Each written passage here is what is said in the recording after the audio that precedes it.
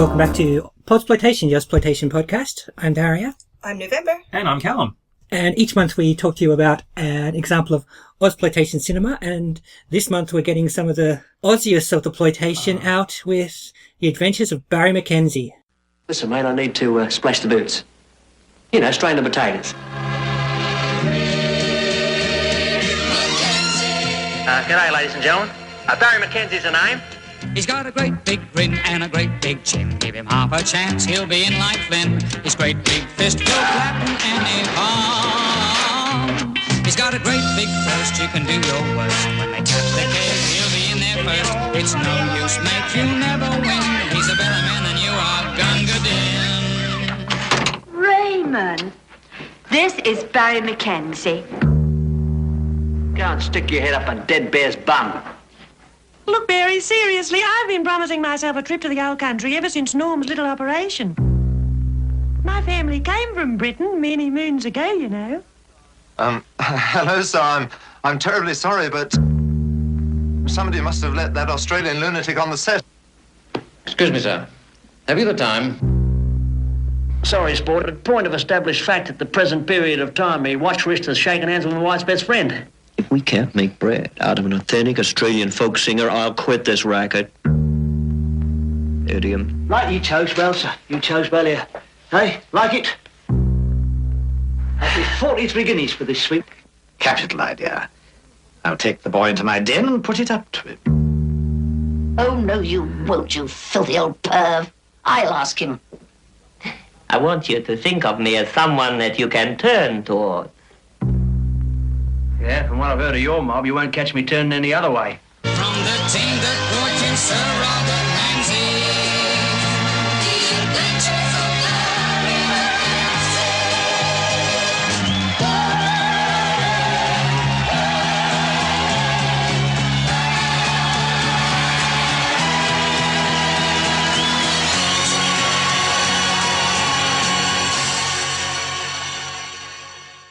It had to happen. We were eventually going to hit the gross out comedies, or the racist comedies, or the sexist comedies, or the homophobic. Actually, what would you call this? I was going to say, I would call it Ozploitation. Ozploitation, pretty much. Yeah. I was going to say, so we've been so efficient by putting all of those in one review. Yes. Yeah, I mean, this was going to happen, and there's going to be a few more of these ones as well, I would imagine. So I watched this movie before Callum did, and he asked me how it was, because he'd seen some of it. All I could say was, it gets better in the second half. But then I rewatched it with Callum, and no, it doesn't. It gets less worse in the second half. Okay, so I think we've been very lucky in that we sort of randomly chose the order of the movies that we did. There was no real kind of rhyme nor reason to what we did so far. And the three that we've done already have stood up on their own as actual movies, and you can go back and watch them again now, and you can appreciate them for what they are. I would say The Adventures of Barry McKenzie is very much the movie of its time. Very much so. I'm also not sure it wasn't a bit appalling in 1972, to be honest. Oh, well, it was. Critics slammed it. Bruce Beresford called it his greatest mistake. He thought it ruined his career. He couldn't do a good movie for years after this. Yeah. Look, there was some stuff happening at the time, but I think it's... But a leprosy epidemic was not it. No, apparently not. Despite the fact that every sign and every piece of news reporting seems to be about a leprosy epidemic and leprosy clinics. Shall we briefly tell the people what it's about? Yes, certainly. Pinch a bit of back of the box style plot summary. We must be able to do an actual plot summary on this one because the plot is so small. What is it? Barry Bazza McKenzie, played by Barry Crocker, travels to England with his aunt Edna Everidge, played by Barry Humphries, to advance his cultural education. Bazza is a young Aussie fond of beer, Bondi and beautiful Sheilas. He settles in Earl's Court where his old friend Curly, played by Paul Bertram, has a flat. He gets drunk, is ripped off, insulted by pretentious Englishmen and exploited by record producers, religious charlatans and a BBC television producer, played by Peter Cook. He reluctantly leaves England under the orders of his aunt after exposing himself on television. His final words on the plane home are, "I was just starting to like the Poms." Mm-hmm. Exploited? He was exploited? Well, this was the thing. I was going to say, the religious charlatans, I guess they mean the hippies. Yeah. That's the exploiting. Yeah, well, they talk about how they've got their own order and church and things. That's because they're hippies. Yeah, that's really good. Of which one of them is Barry Humphries. I love the van, the Judas Iscariot chariot. I love that bus. It was brilliant. And that they were the disciples. Yes. Yeah, no, it was... So a bit of background on this one. Barry Mackenzie was a character that was actually created by Barry Humphries, written for a British magazine, which is sort of still going in an internet form these days, called Private Eye. Was it created by Barry Humphries? Mm-hmm. Oh. Written by Barry Humphries and illustrated by another Garland. person. Nicholas Garland? Nicholas Garland, Does that sound right? Nicholas, Nathan? Nicholas. An I N, think. yeah, definitely. And Private Eye was a magazine which was a satirical anti-establishment magazine. And Banned in Australia. Yes, Many yes. years. It was not quite as base vulgar as Oz magazine, which famously had court cases both here and over in the UK. But it was very much one of those newspapers that was about toppling the old establishment, making it obnoxious. And if you ever watch episodes of The Young Ones, it would be what Rick Mayall's character would write if he actually stopped and did anything rather than just sort of flounce about. But so the character had already existed, and what he was an Australian larrikin used to make commentary on staid British society, I guess. But then it's hard to tell what he then actually taking the piss out of, because he's very much a ridiculously over-the-top Australianisation as well, so, yeah. I love that Barry Crocker was chosen for this because he looked like the comic book character. Mm-hmm. Yep. He previously acted in an episode of Skippy and played a waiter in something, and that was his entire acting career until this point. They knew he could sing. Yep.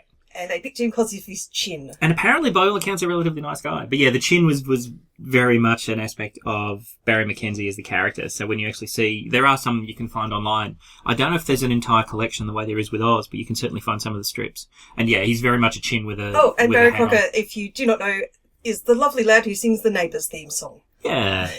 It was a series of these kind of individual comic strips which were basically just an Aussie in the UK in dealing with various bits Was and it pieces. called an Aussie in Pommyland? It was something like that. Possibly, yeah. And then they tied it together with a very sort of a thin veneer of a story plot, which is that Barry's father dies and he gives him $2,500 or some $2,000. $2,000. But to actually earn it, he has to go to the UK to expand Their cultural education. Yes. That old lark. I'm actually kind of surprised that Barry Humphries wasn't pushing to play Barry Mackenzie himself.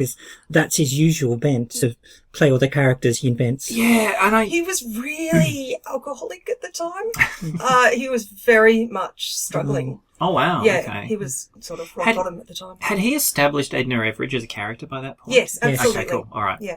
Because she has a very specific tie-in to Barry Mackenzie as his aunt, but I didn't know whether or not she was already, the pending weird doyenne of stage and screen that she was going to become. It hasn't quite exploded as we know her today, but she was definitely extant. She hasn't been made a Dame She yet. wasn't Dame yet.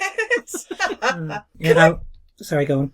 Go out and say this is a much more British film than it is an Australian film. Yeah, very much. It's almost a carry-on movie. Yeah, absolutely. Okay.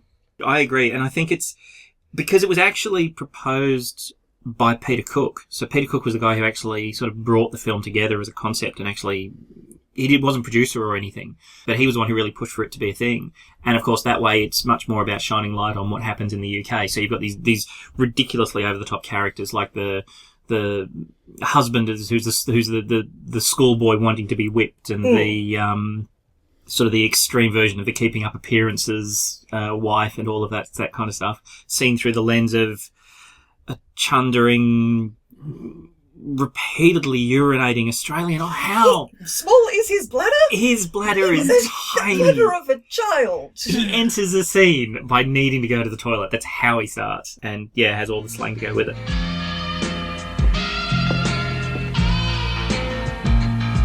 Listen, mate, I need to splash the boots.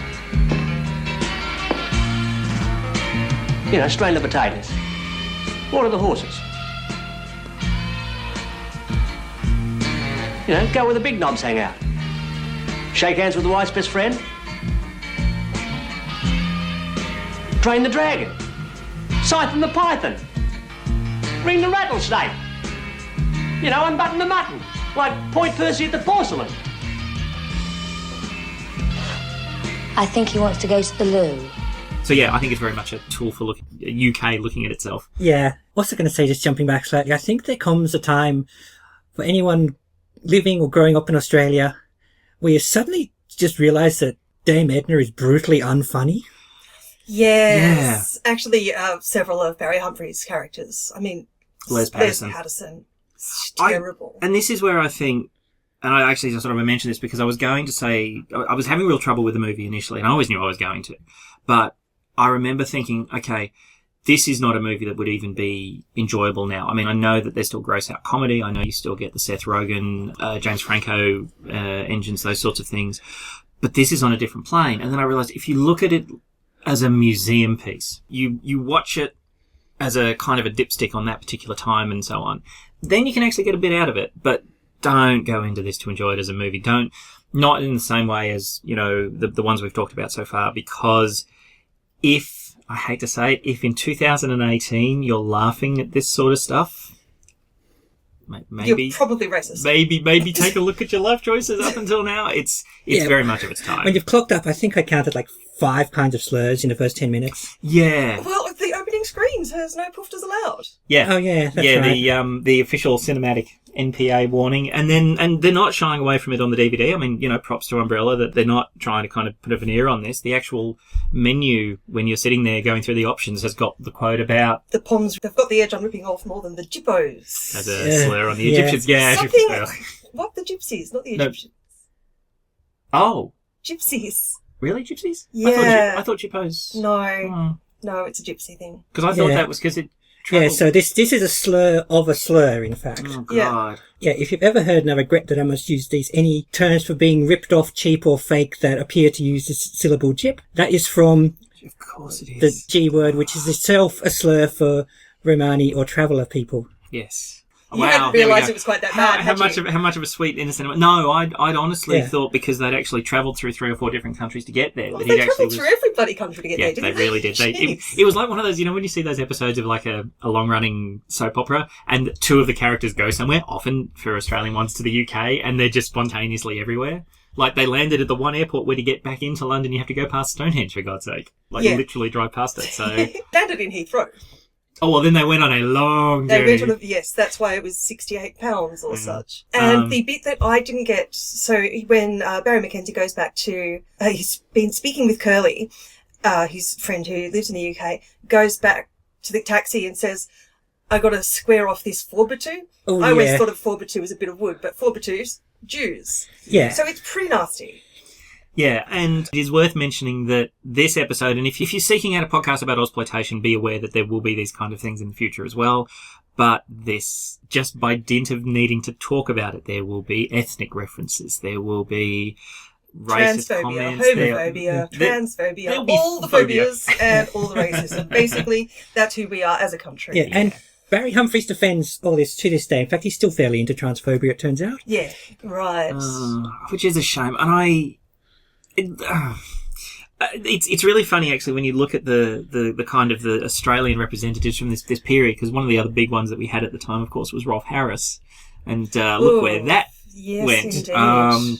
So yeah, not the best time. And I mean, I don't know, maybe I'm just looking through rose-coloured glasses because I mean, this pretty much because none of us were born when this movie came out. No, but this basic story sort of was played out again in the 80s through the Crocodile Dundee films in New York rather than the UK. But I find that such a better movie and a nicer film than what they were going for with this. Yeah, of course. But like I said, the thing to take on board, I guess, is to remember that the intent was to kind of shake people up. The intent was to kind of feeling like they had to come out from under this sort of incredibly oppressive, incredibly not subverted, but secretive regime, because that's the thing about the sort of the push against the UK. It wasn't that you weren't allowed to do this at all. It was things like it was all done, but it was behind the bike shed, and it was, you know, everybody did it, so let's just get it out in the open and move on with our lives. Did you know that it was sort of guerrilla filming? They shot in 4 weeks. They didn't get any permits. They just shot as they could. This doesn't surprise me. Most of it is actually set films, though. Set footage. There's not too much. I mean, they wreck a couple of cul-de-sacs and stuff, but I can't remember. I mean, I don't remember like, you know, massive walking through Hyde Park or any of that sort of stuff. But yeah, no, that doesn't surprise me. This is definitely a budget movie. Oh yeah, so the budget was $250,000. Oh wow! And they got that from the newly opened Australian Film Development Corporation, who wanted Phillip Adams to go out and get extra funding from other sources and just no one was interested. Wow. But this is the first movie to take over 1 million in ticket sales at the box office. First Australian movie to do that here. That's insane. Obviously, the public liked it better than the critics did. Yeah, the critics hated it and the public really liked it. Even this actually played in London West End and it was popular there too. Nowhere else in London, nowhere else in the UK though. So this is popular with the West End crew. This is one of the paradoxes I found with this film. There is no two ways about it. The language is overtly transphobic. The language is overtly homophobic. And yet, when you actually examine the way the individual trans and gay characters are treated, it's really neutral. It's quite odd. So we meet Groove Courtney in a bar. Yeah. I love that. I'm Groove Courtney, don't tell me your problems. Groove Courtney, that's a bloody great name. Nothing wrong with that. That's quite fabulous. I think it's great. And says Pommy Poofter, but then goes with him to sit with him to see what he wants to hear. So it's not instantly punch him in the face for being gay. So, bright side. It's point and laugh with none of the underlying violence. It's the it's weird. It's okay. All right. And this is a reference to sort of jokes in past. It's the calling someone a spaz, but without any intent. Now that doesn't make it better. Sorry, that doesn't make it good. But it's weird that you then have that total acceptance in the same breath. It's just, okay, there are poofters. This is a poofter. And now I'm going to sit down and talk to them and maybe I'll go away. And later on there's the gender swapped couple that, he meets his old sort of beau from school. Leslie living with, Leslie is Claude. where the movie gets better. And I think it's because we have a fresh voice in there. Yeah. And I think also, this is where there's actually some semblance of a story moving. Yes. Basically from meeting Leslie to the TV to the end, which means there's not quite as much. Let's just pause so Bazza can string off 10 different ways of saying go to the lavatory. Oh, God. He fires it so many times at various versions of the porcelain, and his bladder is tiny. I meant to go back and I meant to work out the number of times over the period that the film covers that he says he needs to go to the bathroom. It's gotta be. What's with all the man-on-man action? These supposedly straight men, him and Curly wrestling and such. Yeah, that was the Fosters talking. Well, no, it was before that. It starts, like, right at the start of the film when he gets dropped off at Elcourt by the taxi.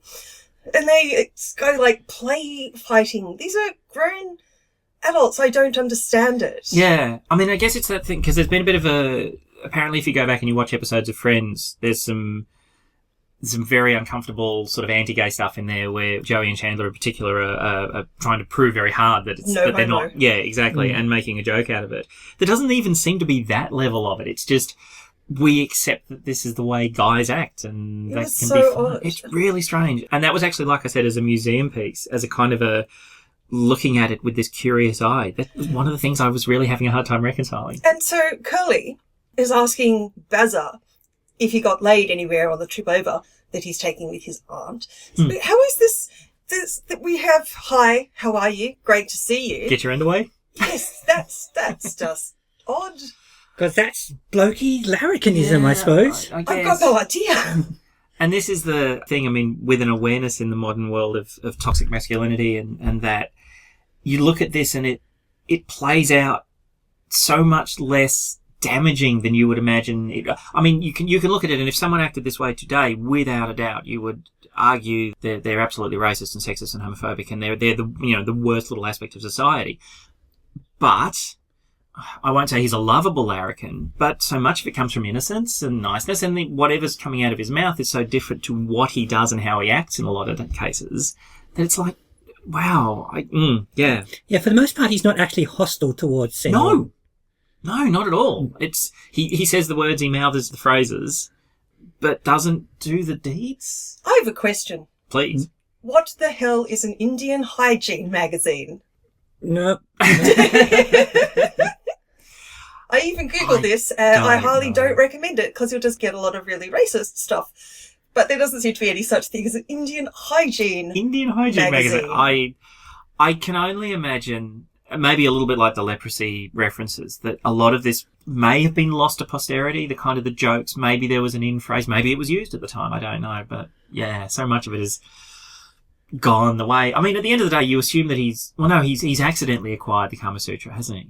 He wasn't looking for the Kama Sutra. It wasn't the Kama Sutra, but it was along those lines. But it was meant to be, because Yes. It's probably supposed to hark from that, the idea that the exotic mystic East has all this arcane sexual knowledge. Oh, right. Yeah. Yeah. Whereas now we only really know of that, or popularly we only really know of that through the Kama Sutra. Yeah. Yes, right. Okay. That actually does make sense now. But then he complains that he didn't get what he was looking for, even though it appears that he got exactly what he was looking for in the form of the magazine. Oh, He starts yes. reading it and he complains that it's not what he was expecting. But it seems to be telling him exactly what he needs to know about sexual technique and what to do, and the fact that he follows it with beef soup rather than whatever the... Yes. Which didn't go towards holy crap, I've poured chili on my dick. I was waiting for that. was waiting Yes, for that. I was really waiting for him surprised. to be running around Earl's Court, grabbing his nose, just complaining about the fire or something. I don't know, maybe the whatever particular cartoon sequence that was taken from, he did do that. I don't know, but he just instead got run out by a pommy perv. And that's when we, part of that scene is where we learned that Barry's a virgin. Yeah. Yep. As we do keep coming back to now and again. Yeah. Because he tells the psychiatrist... He hasn't had a chance to catch anything yet. Yeah. Which is actually one of that psychiatrist sequence is pretty much a frame for frame from an actual cartoon sequence right there. I read that one when I was saw that one online pottering around too. Yeah. I read that Barry Humphries based that psychiatrist character on a psychiatrist that he had. Oh, really? Wow. Oh my god, it's so meta. Yeah. It fits into the period, but I think even at the time, as you say, it would be surely weird. I mean, I can't imagine many people going back, but then to hear that it took as much money as it did, you can only imagine it was like, oh, I just seen there's a most amazing movie, you guys have got to come with me and watch it. Imagine it was fairly revolutionary. Yeah. So you'd not seen, in 1972, you had not seen anything like that. No, that's true. Yeah, I did try to grab some of that kind of context sort of stuff that I get, but there's not really any movies that I can point to immediately before or afterwards that, that really kind of sort of feed into it or not. I mean, we did Jaws with Razorback and things like that, but yeah, it's... In some ways, the comedy of manners, the class difference comedy has been around since forever, and at its core, it's that. When you've got things like, how unusual to serve spaghetti bolognese without the toast. Right. Yeah. And that's a blatant across the classes joke, and I think when it comes down to it, that's what this story is. It's God, this... I could go spaghetti on toast now. I hate you. Don't hate Barry Humphries. Hate Barry Humphries.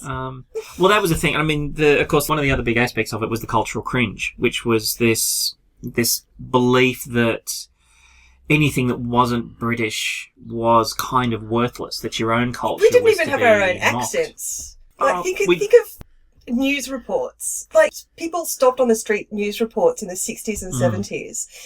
They were still doing that received pronunciation thing, trying to speak. Yeah, that's like, true. And Australians would say that they don't have an Australian accent. They have a British accent. Well, no, you don't. Yeah, no. But, very much. But we didn't have the broad Aussie accent that much on screen at all.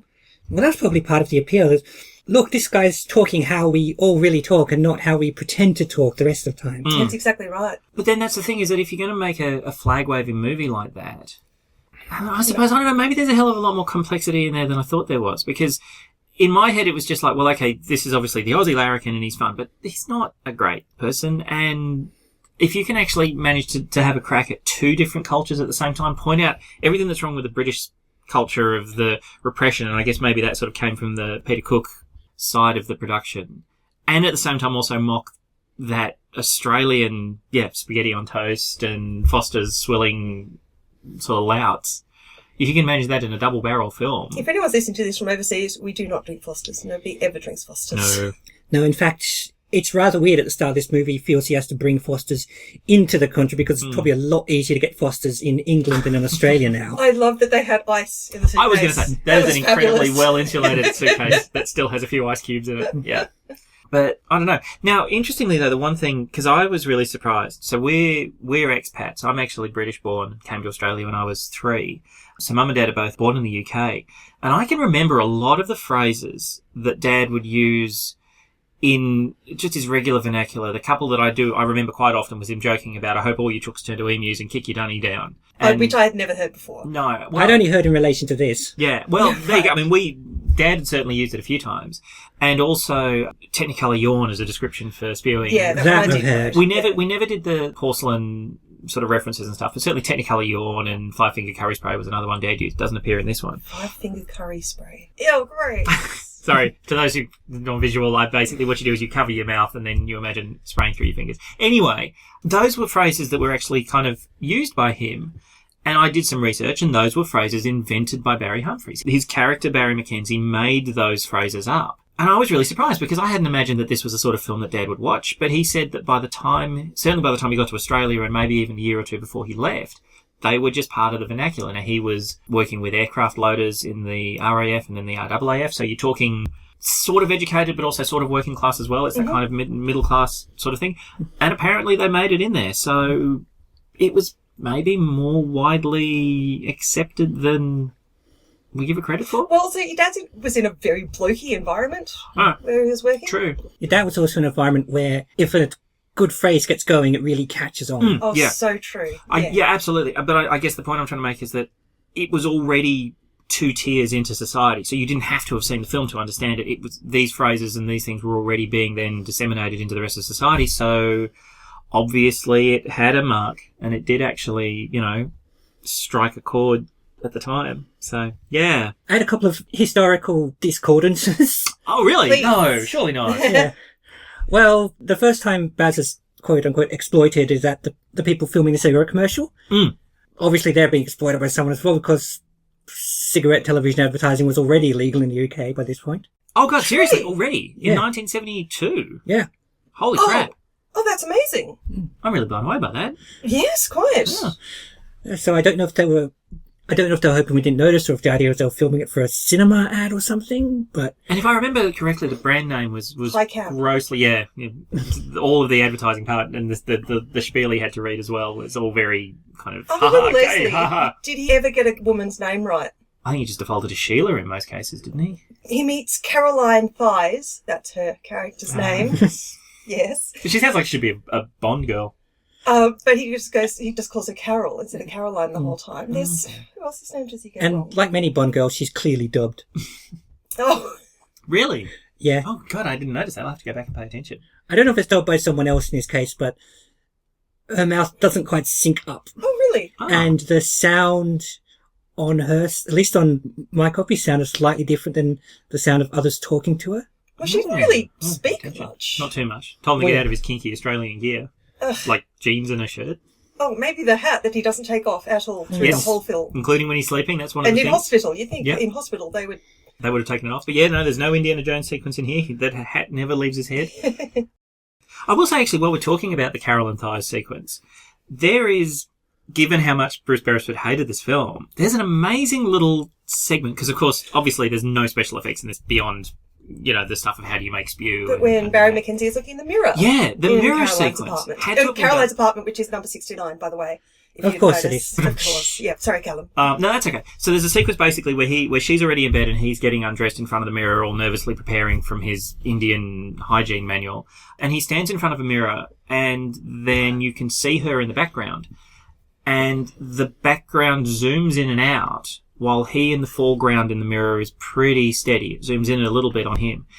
And I was actually so surprised. I went back and watched it a couple of times, and I guess it's a convex or concave mirror technique because it had to have been done in shot. I mean, there was no green screen or anything that was used as far as I could tell. 1972, the colour green hadn't even been invented by then. I went looking to try and find, because I don't have a film education background or anything. I went looking online and all I could find with discussions on camera mirror was all about, how do I film in a mirror without getting camera in shot and that kind of stuff. Yeah, of course. But it's a really impressive little sequence. And I'm genuinely curious to know how they did it. It looks like they had a way of pulling and pushing the mirror backwards and forwards, which would get the zoom. I would guess, and this is only a guess, I don't know anything about this particular scene, but have, just by watching and studying other things, a combination of moving the mirror, as you say, and doing the Hitchcock zoom, as we talked about last time. Yeah. Well, I was watching for that around the edges, but the edges of frame outside the mirror don't seem to move. So I don't think it's a dolly zoom. I think the camera might be fixed. I think it's all done using the mirror. But yeah, because that was the other thing that, obviously when I was looking at zooming background, foreground, the dolly zoom came up in every search. But yeah, it seems like the camera itself is fixed. So if you watch the edge of the frame outside the mirror, there's no movement. But you might be right. It might be a lens technique and a mirror technique as well. It's very strange. Very good though.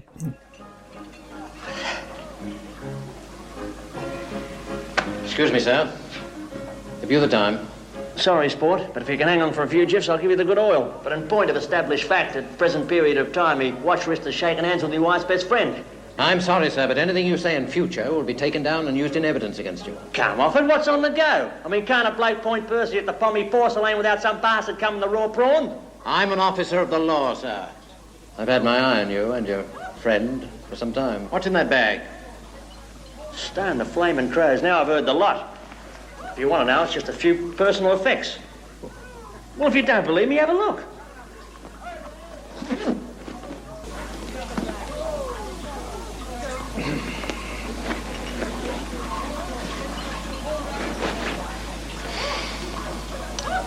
Female attire, I see, sir. You're in rather a serious situation, I'm afraid, sir.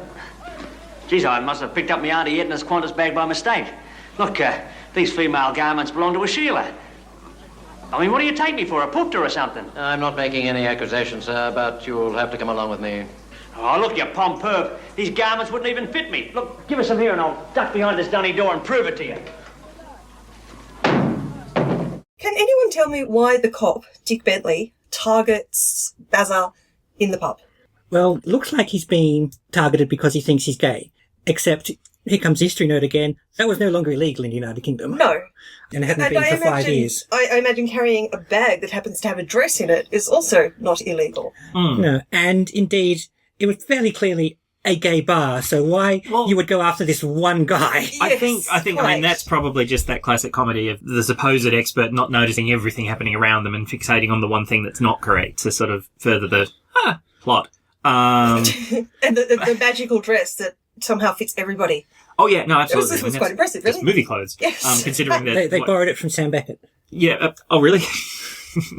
Well, I mean, considering Barry Crocker's 127 feet tall or something, and just made of 6'3" arms and legs. I mean, when he's wearing that weird cowboy outfit for the cigarette ad, he's just arms and legs with a little torso in the middle.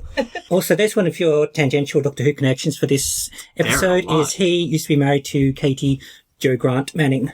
Really? Yep. Oh, there you go. That's I got really cool. She was a companion to John Pertwee's.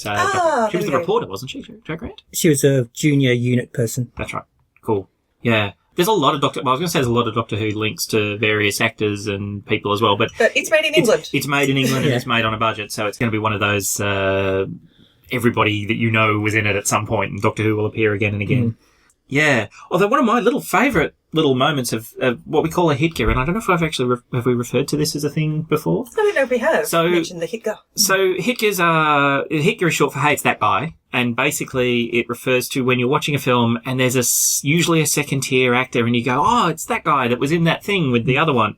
And for me, it was the non-Barry Humphries hippie who is the broken nose driver, who is played by Christopher Malcolm. Plays Sean, and he's been in a bunch of things, including he was the guy who goes all Full Metal Jacket on the original Highlander and tries to blow Clancy Brown's character away with the guns in the back of the car.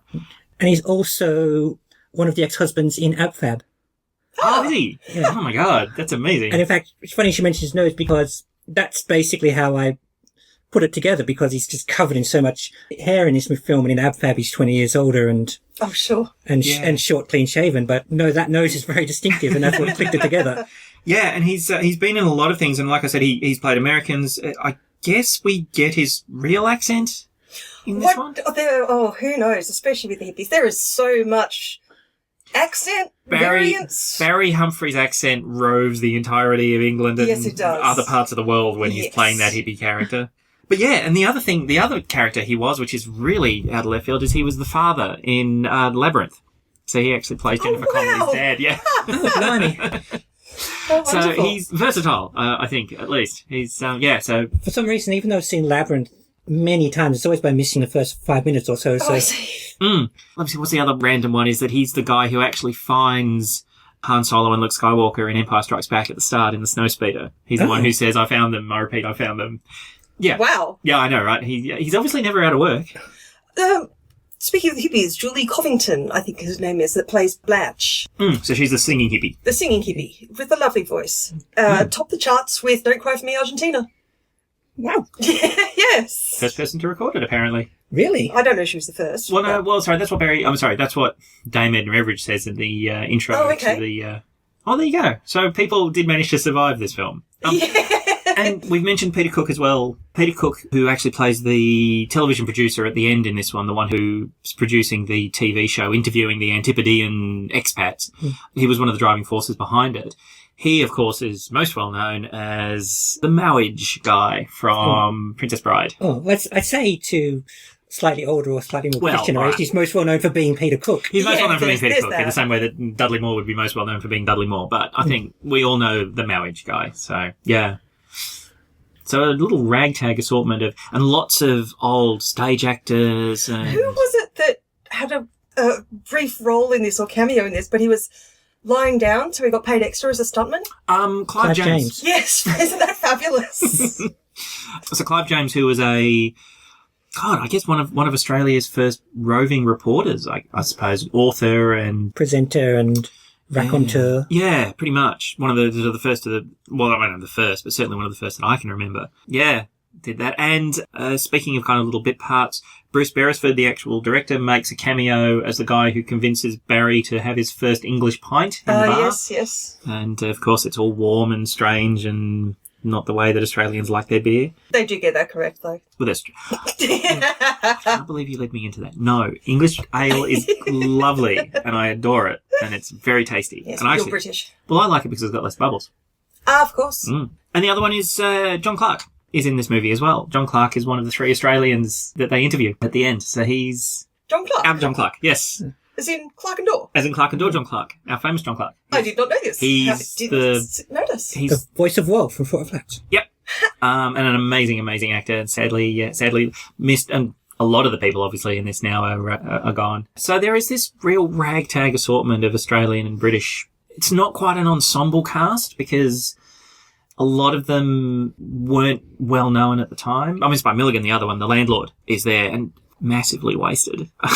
He kind of stands out a bit because where it really switches into he's definitely a British talent. Oh, yes, I understand. I see what you're saying there. And it's that which I think that moment for me really highlighted that this is less of a movie and more of it's a series of sketches. It basically. really is, yeah. It's a sketch comedy tied together into a film, which of course is weird when there's no TV series to back it out of. Crocodile Dundee was his own character at the time, but Paul Hogan had already established a lot of Australian characters and had a pretty solid television presence at the time. So I guess if you were going to make a movie, you would imagine it would be the Edna Everage movie. But to suddenly pull a cartoon character from a British satirical magazine, that's why it's an Ozploitation film.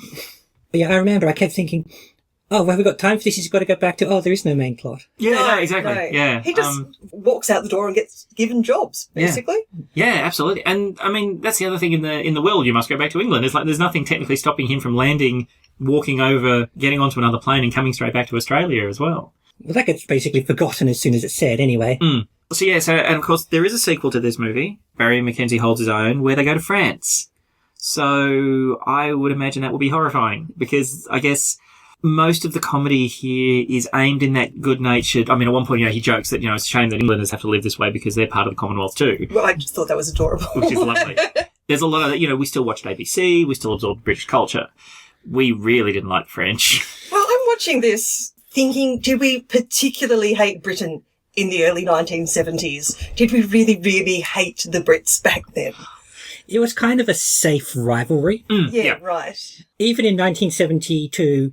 if that had been a country we were really having problems with and really had some sort of hardcore derogatory racial stereotypes to make, it wouldn't go over as well. I don't know my cricket history. Had they just won the Ashes? Had the Ashes started? When are the Ashes? I don't know my sport. It was all me, but the fact that we have the Ashes is part of illustrating that there's safe rivalry of Australia and Britain, or often more specifically England. Yes. Yes, England, not Britain. And actually, maybe that's the sort of the general tone of the film. So I was talking about how it didn't feel nasty, even when they're making racial slurs or homophobic slurs.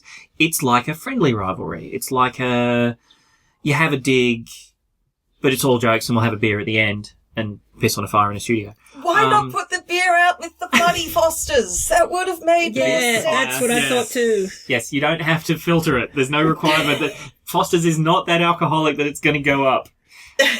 So it's like we need a Podsploitation Mythbuster segment where we go and pour Foster's on fire to see if it goes out. I don't think we need a Mythbusters episode for that. I think Foster's is quite wet. I love the fact that they were able to instantly filter it straight through. Maybe that's the reason why Barry has to keep stopping to have a wee all the time. Everybody had Maybe tiny Foster's bladders back is then. diuretic. It's just eroded his insides after 30 whatever years. His entire digestive tract is just totally a bendy straw. The one thing I will say, though, and maybe it's just because it was one of the very early ones, so this film was 1972? Yeah, that's right. 1972, so it's one of the very early exploitation movies. The tits and ass, overly gratuitous, sexy aspect wasn't that found it. Yes, there are bare breasts. Yes, he flicks through a Penthouse magazine, I think, at one point. It's not called Penthouse, but yeah. But this expectation of seeing vast amounts of gratuitous boobage and huge amounts of vomit and, you know, terrible, almost blackface characters, fortunately that was very toned down. And I don't know, maybe we'll find as we go through that it's not as bad as we think. Do we have any answers for the hell weird scene in there? After the bar fight, before he wakes up in hospital, he's dressed as a convict in the desert with supposedly indigenous people. Yeah, the only reason I guess he's just been hit on the head and having a dream, so it's odd that his dream would be an even vaguely Australian-ish, Aboriginal-ish.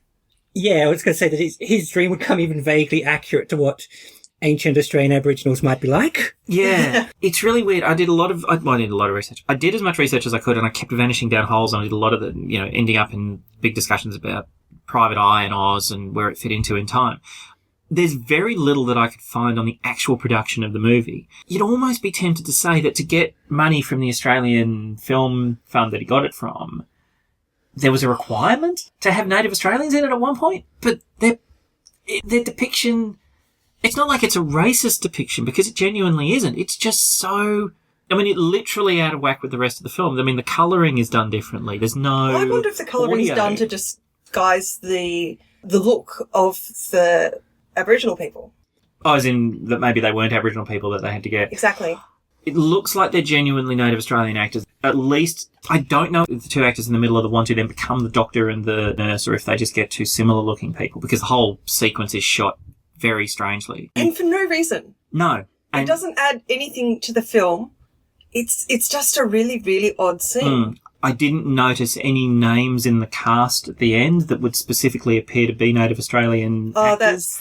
There's no guarantee that's... No, absolutely. No. They could have been John Smith or Last whatever. Aboriginal guy I worked with, his name was Peter White. Absolutely. And I recognise that. I would like to think they were credited. I don't know in the time that this movie was made whether they would have been. Oh, hello. Yeah. So I faded off, so I was researching something, and which means rereading the credits, basically. We are so professional. Please tell me. And they were credited in there. A group called and I can't quite tell because it's one, the Mica Beach Aboriginal Corroboree Dancers. Oh, fantastic. Are credited at the end of the cast. Oh, good. I must have missed that when I was watching it. That's good. That's wonderful. Yeah, cool. Oh, brilliant. So there we go. So then you have to wonder if they knew what the movie was. But am I right in thinking, and again, okay, so we're going to, and I'm going to have to try and come to terms with saying this because it's going to appear in a few of these films. So there is an Australian variation on the N-word, which is the shortening of the name Aboriginal, which I'm not comfortable saying. No, fair. But I absolutely recognise that it will be used in films we watch as we go further into the genre of exploitation. Was it used in this film? Oh, yeah. Oh, a lot. Sorry, let me rephrase that. Was it used in as a pejorative to attack anybody, or was it just used? Well, I'll give you an example. Yeah. When they meet the daughter, she asked him, I suppose you have hordes of Aboriginal servants. And he says, "Oh, cripes, no. Never seen an abo in my life." Yeah. So this is what I'm trying the word ABO. Yeah, but that's because, I mean, that was how they were described at the time, and certainly how they would have been described by the people that Barry McKenzie is meant to be representing. Look, they get called that now by a lot of people still, which is less than ideal. Yeah. But I don't ever recall it as being hurled as an insult, being... That could be because other than that strange dream scene, there isn't a... Which is going to be another aspect of exploitation. And again, while this doesn't excuse his behaviour, I think there's very little actual intended hostility in Baz's actions or words. And that's my point, yeah. It's what he may think of, as you say, since they hardly appear, we don't know what he thinks of Indigenous people directly. But there are a lot of words and expressions which we know are derogatory, but he just says, as if they're the word, which I think is partially it being 1972 and partially him being very uncouth and insensitive, but not necessarily nasty. But also naive and uneducated. Well, yeah. And that's... certainly doesn't excuse it, but I think that's the sense in which he's saying it. I mean, and this is the issue that we have these days where we're dealing with people who come from previous generations, that you judge the actions today that a person does. So if your grandmother in the 1980s referred to people with these, derogatory terms without any actual hostility, that was the way it was at the time. If she still does it now, then she hasn't learned. And I think also partly just because it's the story, there's no one who says to Barry, oh, hey, you can't say that. Yeah, exactly, yeah. The movie's not going to learn. The movie, the movie has had its script and it has had its acting, and you're not going to suddenly find it as being a sensible film now, because that's not how movies work. So you've got to, if only with film and with book and so on, you have to take into account the culture at the time and the time that it was actually generated. It is uncomfortable, and as I've said previously in other casts, I'm glad I'm uncomfortable with it. I'm glad it makes me squirm. I would hate to just take this in stride. We should we highly recommend watching Barry Mackenzie. You'll love it. It's great. And it's a wonderful, wonderful enjoyment when political correctness hadn't gone mad. I mean, I loathe that as an argument. Yes, I did read that. Something I came across. It's like in the time before political correctness. Yeah. It's in the time before we knew what hurt people and what made people upset. Yeah. And I have a thing I usually use is when I'm talking about the James Bond novels, in that you say some things, it's an example of their time, and some things you go, no, actually, that's pretty appalling for back then. Yes. Like the James Bond novels, well, they are racist and sexist and who knows what else in Fleming novels. And a lot of people will say, that's just because he was writing in the 50s. And I know enough now to know that even though some people will say that who were around in the 50s, that actually this was pretty freaking awful for the 1950s. Yes. Yeah. And then you've got to kind of sort of say, well, how much of it was them intentionally keeping culture at a certain point rather than letting it advance because they didn't like to change and didn't want to come up with new material and stuff? I think in the case of James Bond novels, it's because a certain person with the typewriter had certain ideas. Yes. Yeah, Whereas very much so. when they're talking about poofters, this is all people who work in film and entertainment industries. They know a lot of gay people. Why do they not know better than to say poofs? And this is the thing. I mean, obviously, I've got no evidence for it whatsoever beyond just a feeling, and I might be massively wrong. It seemed like the transvestites at the bar may genuinely have been cross-dressers. There was very much a strong cross-dressing culture at the time. Les Girls in Australia was huge. Well, they were played by real-life drag players. There we go, yeah. Oh, they were. Excellent. I'm glad. And it felt... And this is the thing. The language is so derogatory and the language is so hardcore, but the actual attitude at the time is really accepting. It's really neutral. The problem is that the language runs the spectrum all the way down, and you do get the hate crimes and you get the bashings and you get the terribleness that happens. And then that's when the equivalent real world analog for a Barry Mackenzie goes, well, I'm not racist, I'm not sexist, I just use these words. And it's like, no. That's not how it works. No. I was thinking, some of this kind of dated as I think in the film we're supposed to clap eyes on Leslie and think, look, she's a lesbian. Yeah. Because of the way she dresses and grooms herself, but in 2018, well... Yeah, and that's him mistaking her for a man. It's like, well, clearly that is a woman right in front of you. Yeah, either you're incredibly progressive with the idea of gender fluidity, or, you just haven't brought your glasses on this trip. Yeah, which might explain a lot, actually. I do love her sympathetic friend, Uncle Claude. Well, sympathetic friend Claude, not Uncle Claude. Yeah. Claude was lovely. And played by Judith First, for whom it was her last film. So, yeah, there were a couple. I've also got notes that the wife, Mrs. Gort of... The Gort family, the racist family. I don't know how her name is pronounced. Is it Avice? Avicii? Avicii. It's Avicii, yeah. It's spelled Avice. Oh, yeah, I noticed that in the credits. Yeah, no idea. I've not encountered it. She was one of the ones who went from sort of stage acting to I think she was stage acting, but sort of traditional acting, had a lot of roles up to this point, and it was also her last film as well. There were a few people for whom this was their last movie, for which you've got to feel sorry. They're playing their daughter. Well, she's no longer with us, but did have a lot more to do after this. She was in the original Upstairs Downstairs. Jenny Thomason as Sarah Gort. Not in Upstairs Downstairs playing Sarah Gort. She was playing one of the staff, of course.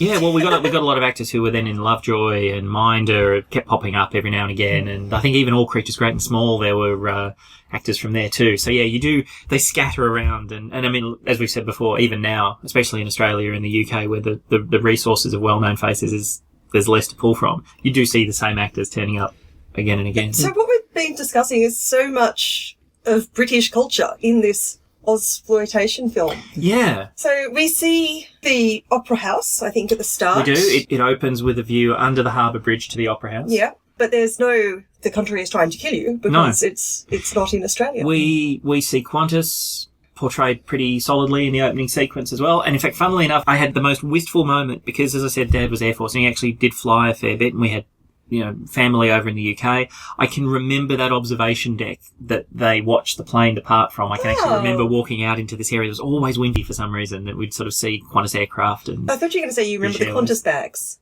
I do remember the Qantas bags too. Yes, I remember those too. Oh, really? Yeah, that weird vinyl-y material with that little strap. So, in fact, I think my grandma still says Qantas bag to refer to such a thing, whether it's a Qantas bag or not, from time to time. Yeah, this weird little tote, not quite a handbag. Sorry, a bit more than a handbag and a bit less than an actual useful piece of luggage. This weird in-between sort of thing.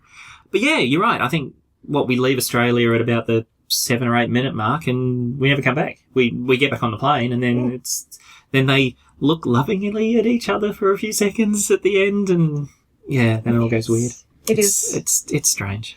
But then the flip side is also we don't get a massive anchoring in the UK. We do get Stonehenge, but we don't. It's reference. We don't see Stonehenge. No, we do see Stonehenge. Did we see Stonehenge? The taxi drives past Stonehenge at the start. But that's about it. Right, yeah. He doesn't take photos at Hyde Park and under Trafalgar Square. Well, under Trafalgar Square doesn't. We do see the Underground at one point, but which he doesn't understand. He doesn't. Yeah. Why does Leslie not tell him?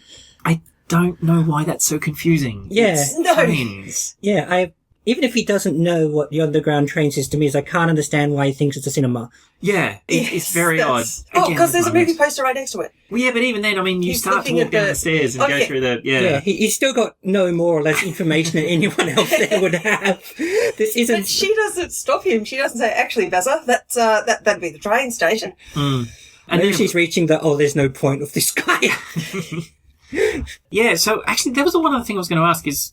I love that she's excited when he's cross-dressed.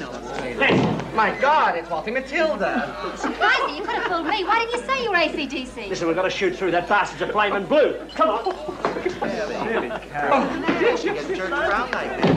Which way did that Aussie bastard go? That way, darling. Thank you so much. It's like, I didn't know you were AC/DC. It's really cool. She's like, that's right. Speaking of slang. He's very quick to throw on the other clothing too, isn't he? Okay, so the cop feels he can arrest someone for carrying a bag that's got women's clothing in it.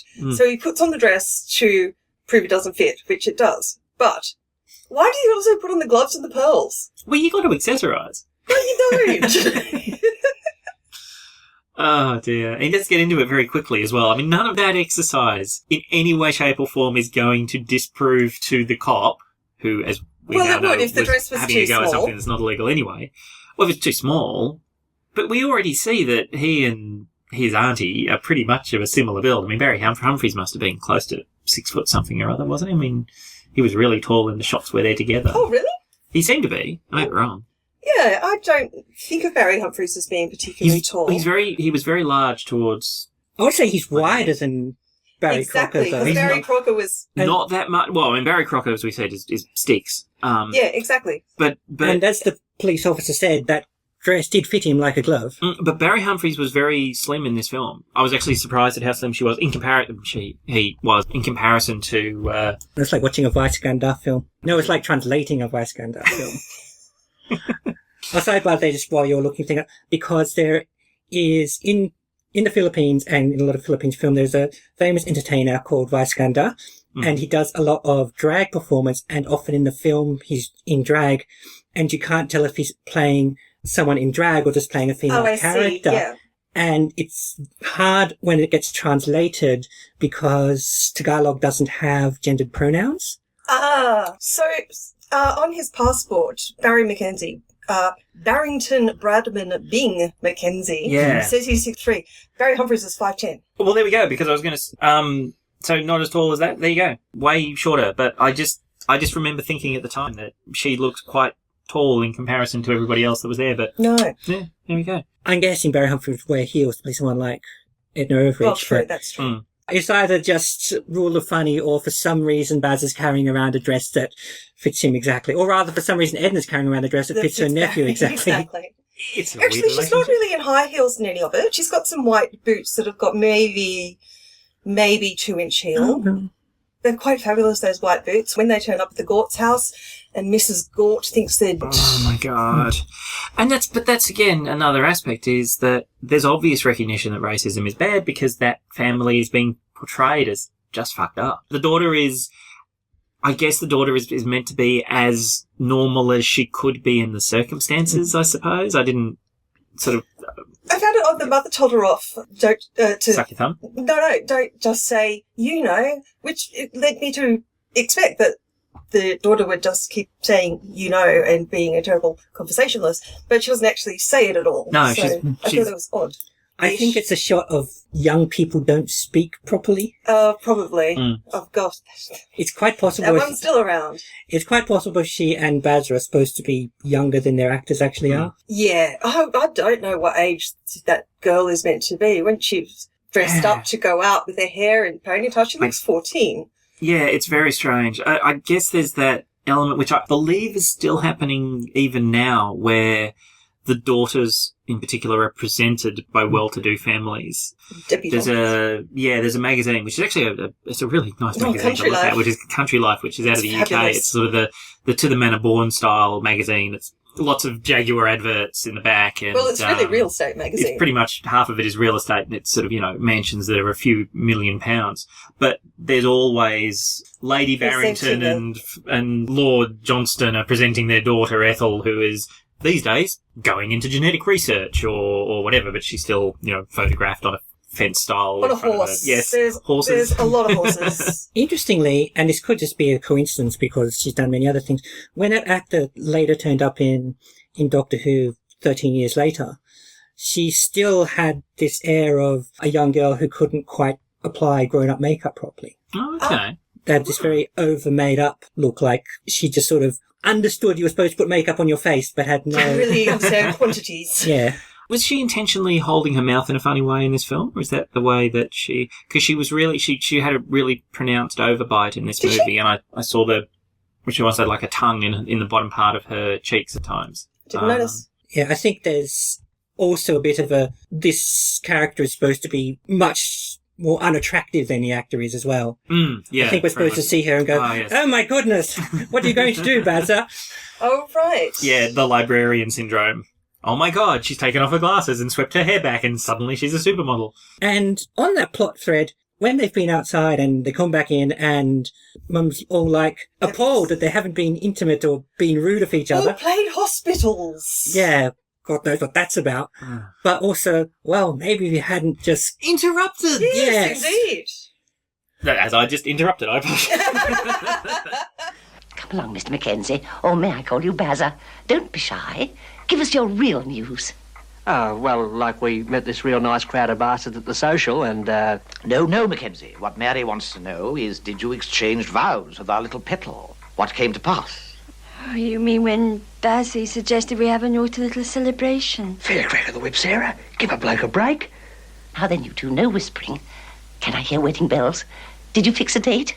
Can we discuss the enormous financial settlement? What happened? What's the strength? I mean, Struth, me lady, are you inferring that me and Sarah committed intimacy or something? Intimacy? Oh, my fragile little petal. Oh, don't come the raw prawn. Only gave her a little smack on the chops. Didn't get round to the fair dinkum article. Sarah, you's a woman now. We must settle his funds at once before he rushes you to the altar. But, Mummy, you don't understand. Nothing happened. We didn't even play hospitals. What? You mean you weren't rude with one another? No marriage. But the money? I told you. His cash. And you promised. Struth, she's a flaming ratbag. Funds, cars and garages, you fools. Intimacy. and nurses. Loins. Fingers. God, the Mackenzie. It's all my fault. Doctors and nurses. I can't be punished enough. Loins. Millions. Mackenzie, millions. God. Beat me, please. Less. We've lost everything. That bugged me. She's like, okay, they obviously have a clear enough view that she can see that he's just kissed her and looks to be going further, and that's the point you interrupt, and then you're upset that nothing's happened. It's like, She's not upset that nothing's happened. She goes crazy. yeah, she loses it. Definitely appears to believe it's a guarantee that if they've been rude of each other, that they will then get married, which is some weird combination of old and new school values.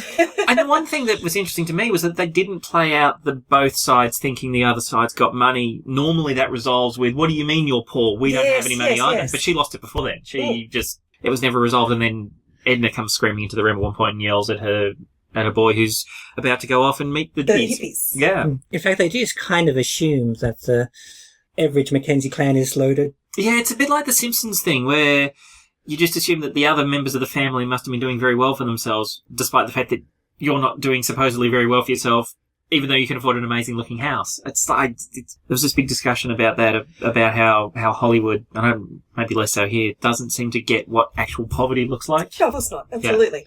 Well, I think in the case of the Gorts, it wasn't so much they were on the verge of actual poverty as they were living it up rich country people style, and she at least wanted to continue doing that. Keeping up appearances. Well, but Dame Edna took her a jar of dripping. A jar of fat. Yes, in case they still had a shortage after the war. For those who are keeping track, some of the things are very Australian, so although the Foster's brand itself is not, the beer drinking is still very much a cultural thing. Oh, this movie made me get beer. Yes. Not Foster's, obviously. Foster's wanted nothing to do with this to begin with. Then Barry Humphries said they were going to go with someone else. Bloody hell, how much must Foster's have made once? Not necessarily specifically from this film, but from the ride of Foster's being available over in the UK. Because when I was over there, it was Foster's and 4X were the two big ones. Yeah. But Lamingtons are very definitely a thing, as is Vegemite. And they're great. And I know it's a cliche, but Vegemite is absolutely an Australian thing, and proudly so. It's not an Australian company these days, it's only through 17. Oh, didn't it come back to us? The official word is that it's Australian owned again, but I think there's, as with any company in this day and age, ownership is pretty much global. But yeah, we do like Lamingtons and we do like Vegemite, and that we just don't like Foster's. In fact, we put the Lamingtons on our page logo. We have. Maybe I'll have to add a Lamington to the increasing number of things which are going to be coming out of Little Australia. On the pod logo. On the pod logo, yeah. Can I even make a Lamington look like a Lamington? Maybe it's got a bite out of it. Or maybe Razor's eating it. Razor could be eating. Well, Razor currently appears to have 2 beer cans swilling out the top of his pump. So, yeah, it's an interesting point though, as you say, the actual Australiana aspect of this, considering that we're following an Australian, is quite minimal. It is much more a commentary on the UK and using Bazza as the glasses through which to look at it. So they receive a present in England from Barry's mum of the Lamingtons of Vegemite. They would have had to send that before the plane took off. I'm not looking at this for any kind of semblance of. Oh my God! She killed the father. Plane? What? She killed the father. For the Lamingtons? No. So, because she would have had to send this before they took off. They only left because Barry's dad died. The only way she could have known to send the Lamingtons ahead of time is if she killed Baz's dad. You're a genius. So the question is, are the Lamingtons poisoned to do away with the only other 2 inheritors? Ooh. It didn't work because of all that Foster's has rotted out his system. Oh, God, yes. It just passed straight through. Bendy straw. Jesus. It also means that Lamingtons will be stale as F when they got there, but that they still chow down and might say as much about Barry as it does about. So here's a question for you. Jam or no jam in a Lamington? No jam. No jam. What? No jam. Lamington? No. You guys are wrong. No, you're wrong. You Lamington wrong. Sorry, Lamington. We've lived here longer than you. No. A Lamington has to be cut in half and have jam in it. I'm sorry, No. lamingtons need jam. But yeah, no, you need jam. You need a very thin layer of strawberry jam in a lamington. That's what makes a lamington. I'm sure this is exactly why people tune into the podcast. All right, maybe we can trim this part down a little bit. Just cut out anything. No, we're going to put a poll after this episode goes up. Jam or no jam in your lamingtons? Excellent. True lamingtons have jam. True lamingtons have jam. Your Country Women's Association lamingtons have jam. Can I dispel a thing that cream, some people think the word pom? A lot of people. Prisoner of Her Majesty. Yeah. That is, it's simply not true. And it does indeed come from the pomegranates that people would eat on ships to stave off scurvy. You know, it certainly occurred to me now that a lot of what people call Brits comes from their diet. Limeys. Poms, and the French term for roast beefs. Yes, roast beefs. Le boufs, or however it's. I don't know how to pronounce it. Roast beefs. Yeah. That is how it's Oh, is that pronounced. it's pronounced? Yeah. Oh, right. Sorry. ROSBIF. Ah, there we go. Excellent. Why do we call them roast beef? Because they eat roast beef. Don't other people eat roast beef? Not to the. I mean, you've got actual beef eaters, so people. I mean, That's very true. Other people eat limes. Yep. Okay, yes, your point. And pomegranates too. Yeah, that's a really good point. I don't know why does Brits just call what we eat? Also, as far you as, said we. Well, I'm under attack. I'm happy to wear both hats on this one. The beret and the also, as far as I can tell, Baz's etymology of chunder isn't real either. Yeah, No, that is we absolutely not true. There's so if you haven't seen the movie, and Christ, you don't need to. But he is explaining. He's on a stage. They believe in the abolition of money, and he's going to be their test case. I will say one thing very quickly. If you do see this film, one of the guitarists behind him is pissing himself laughing as Bazza goes through his story. He is, I don't know, absolutely losing it. So just wanted to point that out. Carry on. Oh, yes. And so Barry McKenzie feels he's going to sing a song about throwing up and feels he needs to explain some of the language to the Brits. But he says the tucker on the boat wasn't too good. It's like, well, they don't know tucker. Yeah.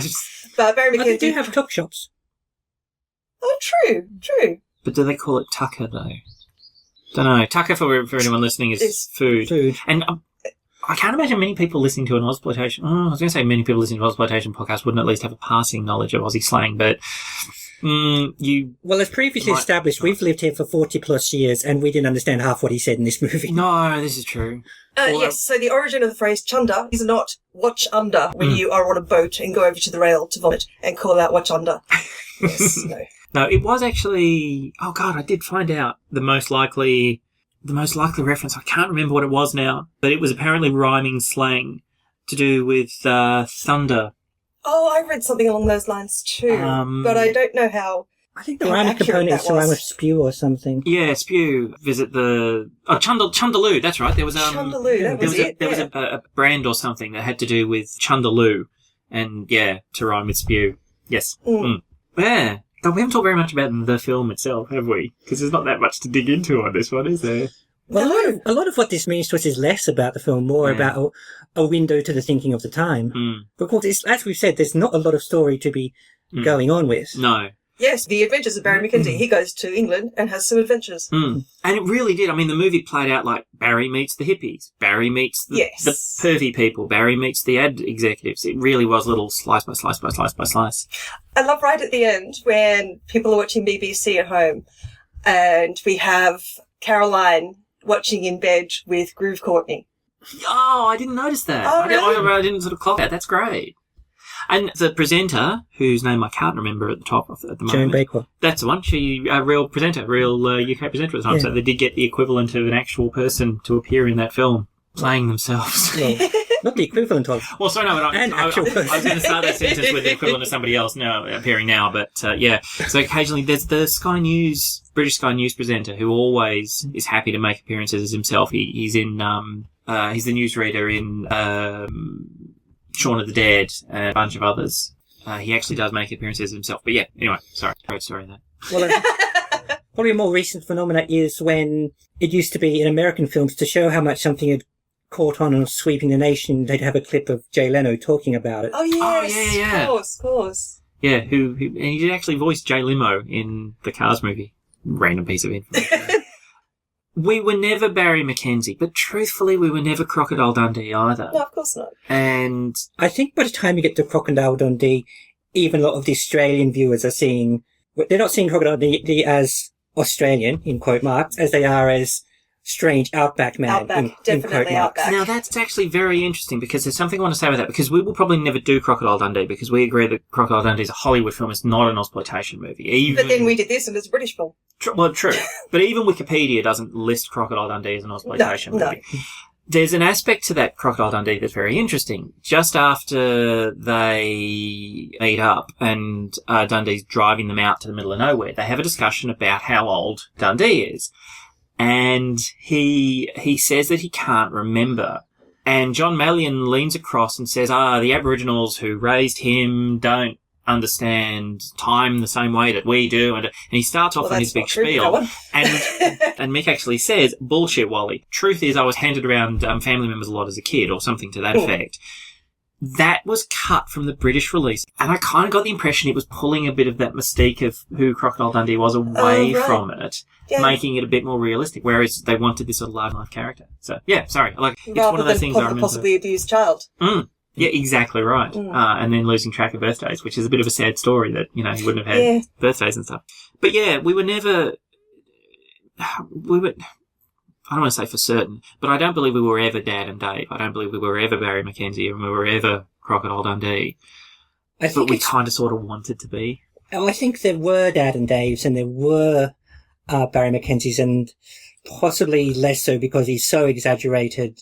Yes, and how is it all these women are willing to sleep with him?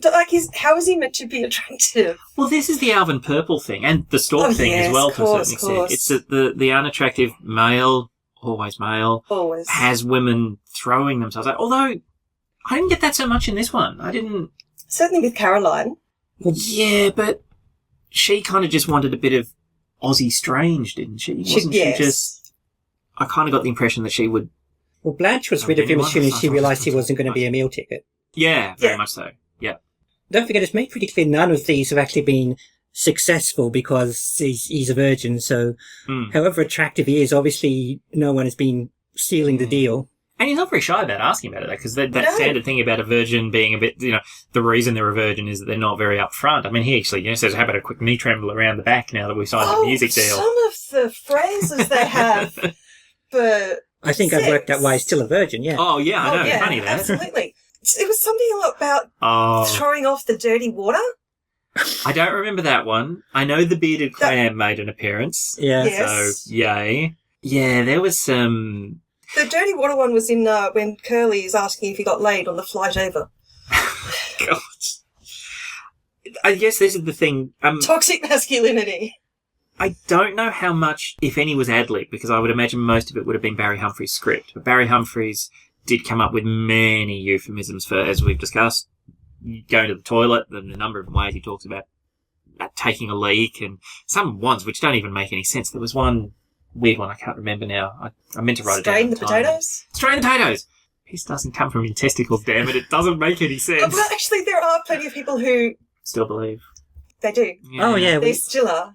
Over on another show, we've discovered that many people have very underinformed information of... No, let's try that again. They are very underinformed as to the way their nether regions work and what goes where. Yes. The naughty bits. Yeah, I mean, you still see occasional headlines about, a couple failing to get pregnant for 4 years, discovers they're doing it the wrong way or something. Yes. God, that was just a few months ago, that story last came out. But yeah, as a sort of actually, this is so a testimony to its period. There's an introduction which is on the DVD released by Umbrella. It's our sponsors. Please be our sponsors. A testimony to its period is what Edna Everage says during her introduction on the DVD, which is actually taken from, I guess, a VHS because it's recorded a little while ago. Barry Humphries plays a character as being incredibly uncomfortable with it, which is, of course, that whole false humility about, you shouldn't see this, it's terrible, and there's awful language, and there's terrible this and that. But I guess a testimony to its period is probably a good way of going into it if you're going to watch it, recognizing it's not, I'm not even saying that it's justifiable commentary on the time, but just remembering when it was made and the reason for it, which Well, I was think sort of to shock. And I think we've very much covered that, yes, it's racist, and yes, it's homophobic, and if you're going to be surprised by those things now, we can't help you, son. I think we've noted that most people who are associated with making it seem to have sort of, well, not disavow, but acknowledged the difference between what they do then and what they do now. I mean, Bruce Beresford made this, and then some years later, driving Miss Daisy. Yeah, and in fact, I think the last producer or director credit he's got was for making Roots, the TV series. So he's definitely growing, if not that many others. Yeah. Barry Humphrey still apparently defends this to the hilt. I guess that's Barry's a bit odd, though. Yeah, and I would say that's probably a bit of that sort of doubling down that people seem to feel they need to do. If I was feeling... We probably should pause a moment while the cat has a drink of water, which is directly in front of the microphone. That's going to sound so gross. Yeah. So this one's going to be a weird one, because we've been giving scores up until now. Up until now, I've been kind of basing the scores, or my appreciation of the films, of if this was released now. Yes. And been pleasantly surprised. Razorback does what it says on the tin. Calzone Paris, actually stunningly deep, all things considered. Yeah. This one, if this was released today, I'd be protesting almost, I think. I'm not sure I'd be terribly fond of it in 1972, to be honest. No. I don't think it would have been released despite not today. being born. But yes. Kind of feel like I'm being a cheater, because I think being such a big old social justice warrior and things, that I can kind of say that I'd be appalled at such things at such a time. Yes. Whereas I think But you can't know, can you? Actually, that was something I was going to say, because I'm not too sure. No, carry on. Yeah, and so everyone for knows I'm clear from the other show, so... Well, there we go. Okay, cool. Because what I was going to say is that when I was making comments on things like the trans bar and so on, I didn't necessarily...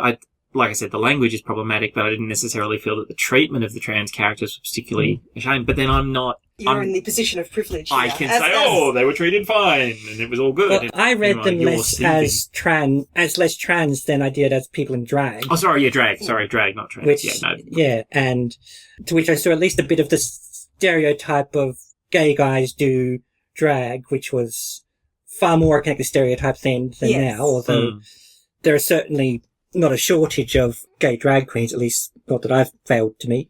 At least not in my experience. I think the thing that got me from considering how problematic the movie is, the thing that really defined the undercurrent of acceptance, for want of a better phrase, was that the outrage when Barry's presented with someone he assumes rightly or wrongly in the characterization is a poof, or is a drag queen or whatever, his outrage is no greater than... Well, he's not outraged. He's not outraged. No. Yeah, there is no outrage. He's like, oh, it's a Pommy Poofter, and everybody has a chuckle, and then he goes and talks to him. Or, gee, his mate from way back, she's now a lesbian, and he's just a bit miffed that he's missed out on yet another chance to have a shag. There's no, I need to cure you, I need to take you away, and we've got to get you, fix these things. Excuse I, Les, but I reckon you look a bit of all right in that outfit. Funny, I haven't worn a frock since Dominic left me and I met my sympathetic friend Claude. Feel rather queer inside. I mean, I don't feel rather queer inside. Do you want to know what I thought when I got a deco of that photo of yours? No, darling, what? I thought, kiss my bum if that Sheila wouldn't bang like a dunny door. Excuse I, Les. I realise that was a bit on the crudey side, but... I only got into this kinky gear to save your skin, so don't come the raw prawn with me, or so help me, I'll flatten you. Sorry, sport. You're a real white man. I don't blame you for going a bit crook. But I just wanted to ascertain if you're one of those Sheilas that went off like an alarm clock. Tell you, that blue filly put the wind up me. Okay, forget it. Let's split. We better get back to Edna and Claude. Yeah, indeed. I think he's a lot slower to clock on to the fact his old mate's a lesbian, but I think that's as much him being slow. And there weren't quite as many popular lesbian stereotypes to feed off. That's very At least in the wider popular culture.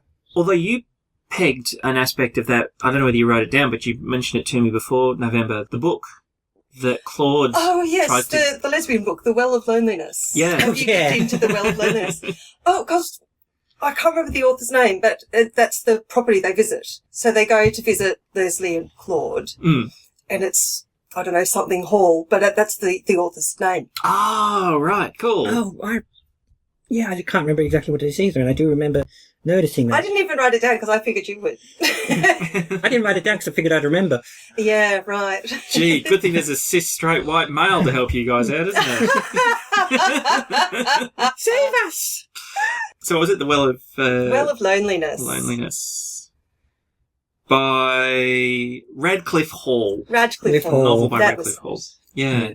And so that's the thing, that it doesn't... There's no hate in this. I guess that's the thing that I There's no see. in-story hate I'd go with. No. I don't know, he does hate the British. Again, are we hating or are we friendly rivalry hating? Because at the end, there's as he taxi says... driver, the customs man. Well, but again, and again, this is one of those things. I would imagine he would have had a similar situation if there'd been a parking inspector. It's the role less than the race, but because of the role, the race then gets tied into the general problem that they have with the particular character. So, yeah, if you had a car, for example, and he got a ticket from a parking inspector, if the parking inspector was white, that would be a problem. If the parking inspector was, say, a Pakistan heritage, I can guarantee there would have been racial epithets in there, but the attack would still have been primarily about the parking inspector. It would have been you black pommy bastard instead of you pommy bastard. Yeah. And so I don't know whether I feel like I'm trying to be an apologist for this movie, because it doesn't deserve an apologist. It deserves being recognised for when it was made and why it was made, and an intention to shock and an intention to kind of, push the censorship. Because that's the thing. Censorship had only recently been relaxed in a way that allowed this kind of movie to come out. And with the big fights for Oz Magazine and Private Eye for court cases about, what's the word for it? Free speech? No, not free Decency. speech. Gross indecency that were still in the courts. These kind of films were almost intentionally trying to push that boundary to say, look, we need to get over this kind of stuff. And in fact, the intent to shock is there in things like Oz, because I've read some of the archives, and while there is some quality stuff in it, a lot of it does feel like teenagers who have just learnt swear words and adult concepts. Yes. I mean, that's the Charlie Hebdo thing. If you actually look at the content of the magazine, when after the killings, everybody came out massively in support of it as a free speech thing. When you look at what they did, it was pretty puerile. The humour was very lowbrow and intended to be shocking. The argument is just that that's just not a reason to then feel any of them need to die, and I absolutely 100% support that. So while I would say without a doubt that nobody needed to be put in prison because of this movie and nobody should feel that they can't make a film like this, the question is, should you make a film like this? You remember saying Jurassic Park? What's the exact word? It's something you were so obsessed if you could, you didn't stop to think if you should. Oh, yes, understood. Well, I'm grateful for its place in Australian cinematic history, but I'm still only going to give it 2 out of 5 chicken emus. I guess I'm also partly grateful for its place in Australian cinema history, notably that's 46 years ago. Yes. Glad that every year we go further away from its place in Australian history. 46 years ago. Jeez. It's funny, actually, because I remember when I was looking up the various actors to see what else they might have done afterwards, being surprised that, for example, the actress who played Sarah Gort is now deceased. Right. And I was like, wow, they were so young. And then I look at it, I'm like, no, she died when she was 70 or something. So, yeah, and I'm hoping I'm getting that right. There was an actress playing a particular character who was young in this film who is now dead. So, oh yeah, she's since passed. Yeah. I was double checking her other work in a Doctor Who thing, and she died in 2012, I think. Yeah. So I'm gonna sort of cop out here. As a movie on its own, I would give it half a dead can of Foster's. Wow. As a museum piece, as a walk in and look at the shrunken head behind the glass, because that's an aspect of history, I'm going to go with you. 2.5 resistant chundas against the censorship committee's heads. And I'm going to just squeeze together and go with 1 overpriced electricity meter.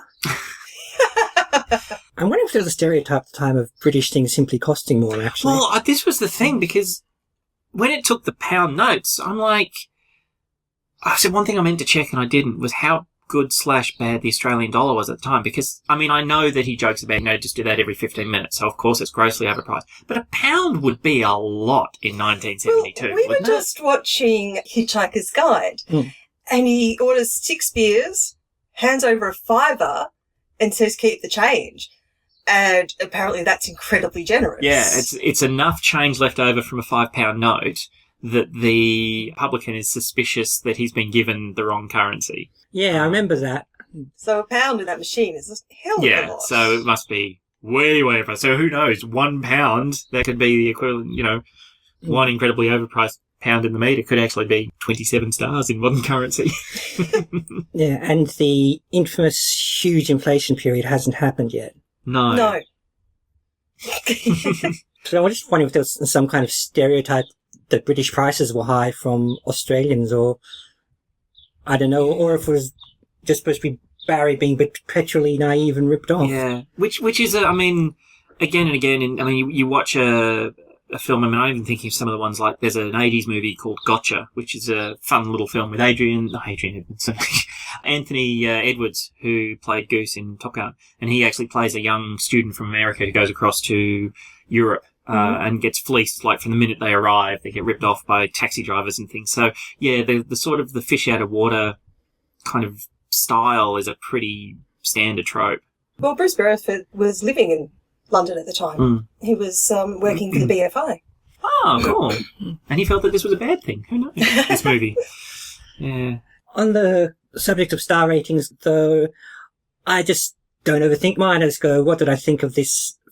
What did I think of this film? What my reaction? And for me, it's just the 1 out of 5 meters. Yeah, and that's why I give it a half. It's just not a good film. If you look at it as just okay, let's make a shock film, surely there were better ways of doing it. It's a few people, and the guerrilla filming that you mentioned makes perfect sense, because it just isn't a cohesive plot. Nothing really happens. The only resolution is that he goes from, why would anyone want to go to England when everybody else is leaving there, to, I was just starting to get to like him. That's the entire character arc. Yes. And transgressive or shocking humour often really dates badly. Yeah.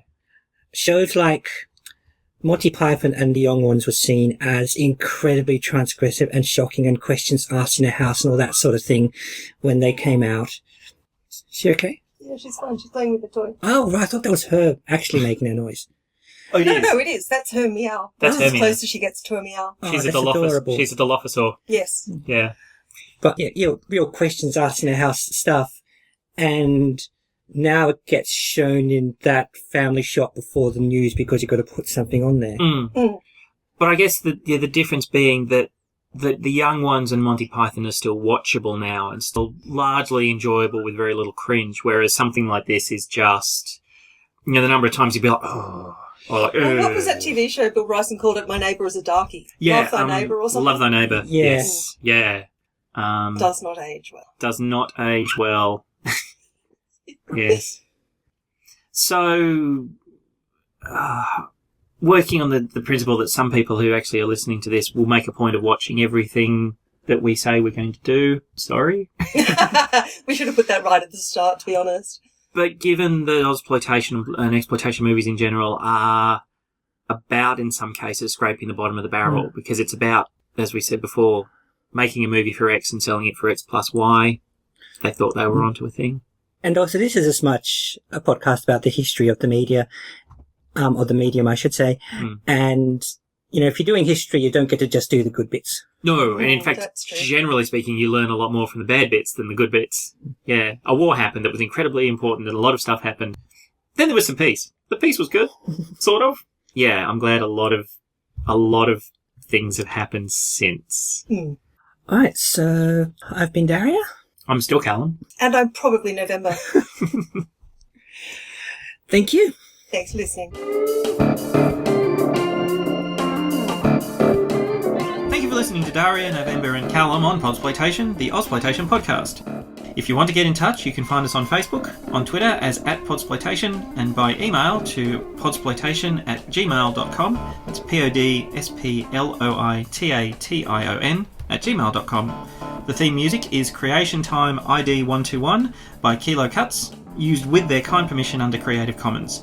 Their work can be found and purchased at musicbrowse.de, musikbrause.de. All other clips are for review and illustrative purposes only, remaining the copyright of their respective holders, and no claim or infringement is intended. No pommy bastards were harmed in the making of this podcast.